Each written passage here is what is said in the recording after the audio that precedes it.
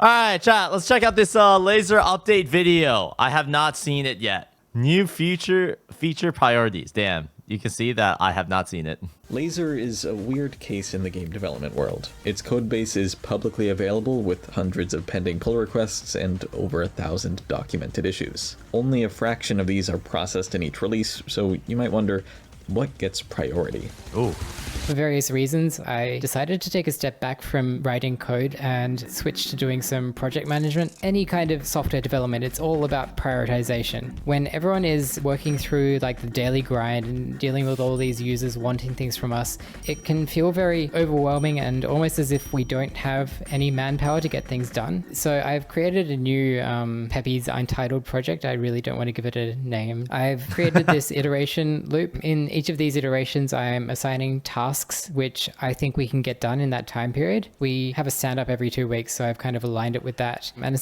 Wait, I know the word that he's trying to avoid. He's trying to avoid the word sprint. He's avoiding the word sprint. Oh god, dude! Like in dev spaces, like sprints happen all the time, and like I'm sure like the people are sick of them. it's not really about assigning it to anyone in specific. It's more about figuring out what the next big things are that we want to get done for us. Once I've assigned those tasks in the iteration, any of the main devs which is looking for things to do can go in there and pretty much just grab tasks they want to. We can use the new song select. You want to trigger if you want to trigger a software developer, just say the J word. Just say the J word. The J word will trigger any software developer. It's Jira.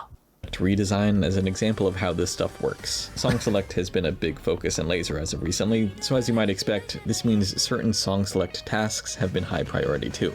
A lot of people have been asking for grouping by collections and rank achieved, so Peppy assessed that they were high priority, plopped them into the task queue, then FrenzyBite took on the dev work and added them to Lazer.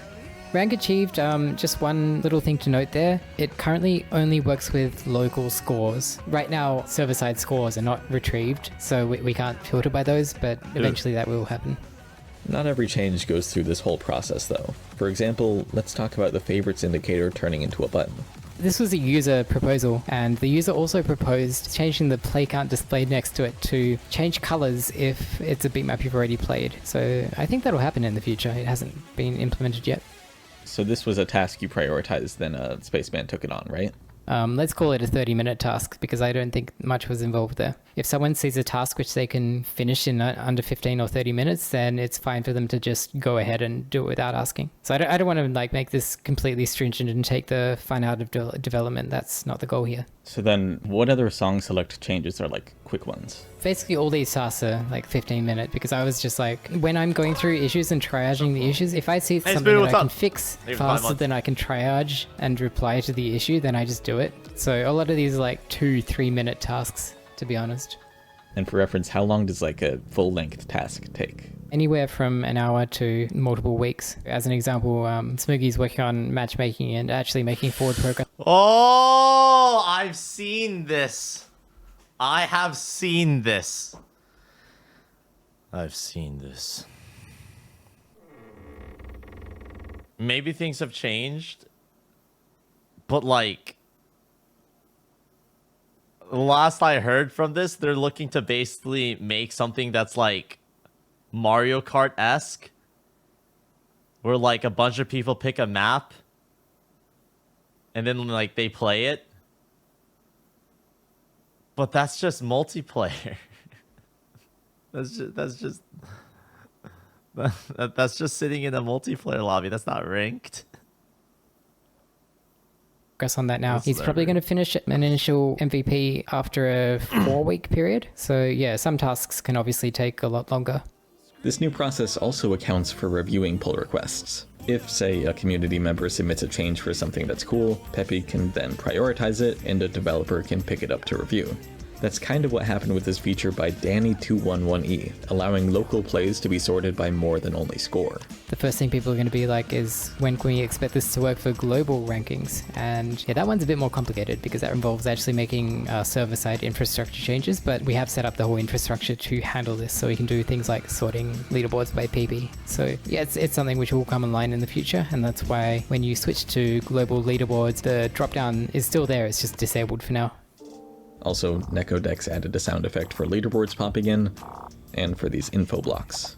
They both sound pretty natural, so you might not have even noticed. We love sound design. That's This how you know it's the one's, best, if kind you of don't notice important, it. The update ranked status when a beatmap is selected. You know, up until now we have been displaying a lot of online information about the beatmap, but we never stored that locally, and this change has been about taking on that information and caching it locally so we can then use it for things like grabbing new user tags from the server and yeah, keeping them local, so we can now have song select search via user tags.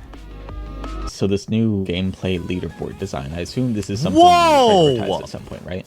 I believe this was one where Frenzy came to me and was like, I think I can implement this pretty easily. And I was like, yeah, go ahead. It wouldn't have been one of the things I chose as a next up task because it's honestly like, you know, it's just a redesign. I think if I said that was a big one, people would have questions about my prioritization because I don't think it should be like prioritized. Oh. I think the old design was not that bad.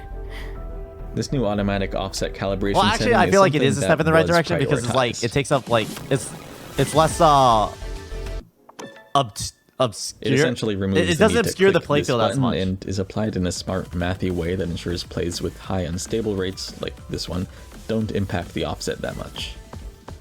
Unstable rate, coincidentally, also has a new Argon skin element as of this update. And another quality of life thing, failed replays have this new pop-up window, letting you rewind after the fail happens, or see the results page. We might or might not also see a new statistic on the results screen one day, pause count. I just think it's a good stat to be able to see. Whoa! And we're not just storing pause counts, we're storing the time of the pauses. So we will be able to see like on a graph where people have taken their breaks. Over in Mania, touchscreen layout options have been added to PC builds for anyone with a touch monitor.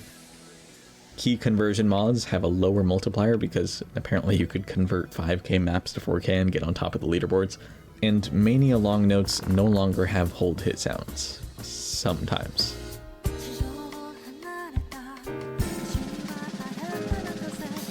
Hold notes just don't play sliding sounds, but only for non-converts. For converted maps, it does play the slider sounds. Oh, that's May I weird. ask why? Apparently, that was a thing in Stable. So you're porting over a bug from Stable. No, it looks to have been done intentionally in Stable, as in, if you are making a Mania map, you don't want hold sounds or slider sounds to play. It's just how it was implemented, intentionally. What? Here's one more community contribution, this time for Catch. The new Moving Fast mod inverts dash controls. So instead of pressing this to speed up, you're sped up by default and use the button to slow down. Oh, that's like I saw Minecraft. I like few that. I PRs like that. related to like something about audio libraries. Something audio library, oh my god. That was one of like my personal focuses for the last 4 weeks, I guess. Yeah, know Chad, how we you had press that you backward press seek left shift thing? in order The to bug? to go slowly. The one frame skip You know? backwards, yeah. You know how it hasn't been fixed until this change that we're looking at right now? Oh, okay. Yeah, it's been a long back and forth with the developer of the audio library to get things working. And like he fixed the underlying issue very fast, but because we hadn't updated the audio library in a while, there were also like 3 or 4 new issues that came up, and they were really bad issues. Like the editor seeking back 3 seconds every time you started playing. All these new bugs came up, so I had to painstakingly go through and like create reproduction cases for him to fix. Skins Interesting. sometimes have ridiculous names, so being able to rename them is really convenient. When using the recent skin mounting feature, though, any name set in Lazer would have been reset, so this change ensures that that doesn't happen anymore. And for anyone who uses a really tiny taskbar, you'll be happy to see Lazer's new 16x16 icon. Cute. New editor features aren't exactly a priority for Peppy's Untitled project, but Hybe doesn't care. He's on a mission to make the editor's Verify tab useful. You probably don't know what this is, so I'll let Peppy explain while I show what's been added here. Yeah, so the verify section is Lazer's version of AI mod or AI mod, whatever you want to call it, but it's also aiming to be a lot more than that, to have like up-to-date rules for ranking criteria. The hope is that we can get this into the editor in a state where it's better than the third-party tools that people are using right now. I think Ivy is just if you just going talk to down the list of Olibombi, things like which is you can just missing like make them and official, adding you them all know? in one by one. For anyone who's somehow mapping with tablet, you can now hover the sidebars with your shaky hand and still have them expand. Does anyone Previously, actually you need do to make that? your cursor perfectly still to make this expand, which, while hovering, not really possible. And to close things out, here's a few of the more interesting UI changes from this release. The star rating range on multiplayer lobbies now only considers current and future maps. Before today, it would also consider any previously played maps, which sucked for cases when that one guy would put on like a 12-star map in a 4-star lobby. There's a new menu tip design. You can right-click a beatmap panel to show the download and favorite buttons. These were already visible by hovering, but mobile exists, so an alternate was needed too. And notifications are more detailed. They show profile pictures and I message need to contents eradicate whenever all relevant. circles. Thanks, developers. You're so welcome. It's been a month. Has this new project management thing been working out so far, or do you see anything about it changing?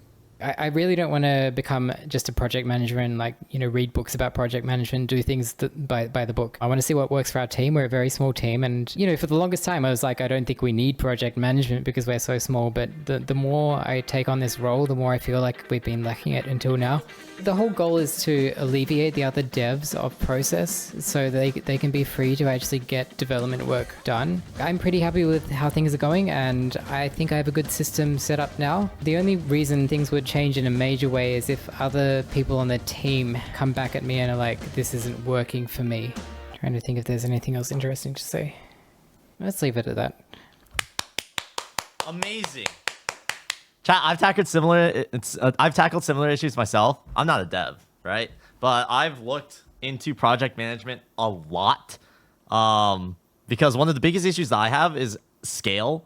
Like if I'm a one-man squad, I can do things, reliably get stuff done, and then continue on with my life, but the output will always be restricted because it's just myself. The simple solution is what everyone thinks of. Just hire an editor. Just hire a thumbnail person. Just hire a community manager. Just hire XYZ. But the moment you start involving other people is when shit gets weird, because it's easy for me to do things relatively quickly because it's all in my brain. But the moment you have to communicate that to another person, that's when things get difficult.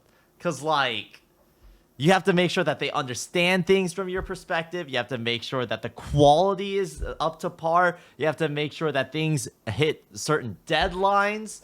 Priorities will change. It's complicated. Dealing with people is hard. And I've spent the last basically 6 years trying to figure it out. And I still don't think I'm very good at it. Peppy can get a silver play button now. Oh shit! Osu at 100K! That's crazy. That's awesome. That's dope. Why do I have more subs than Osu?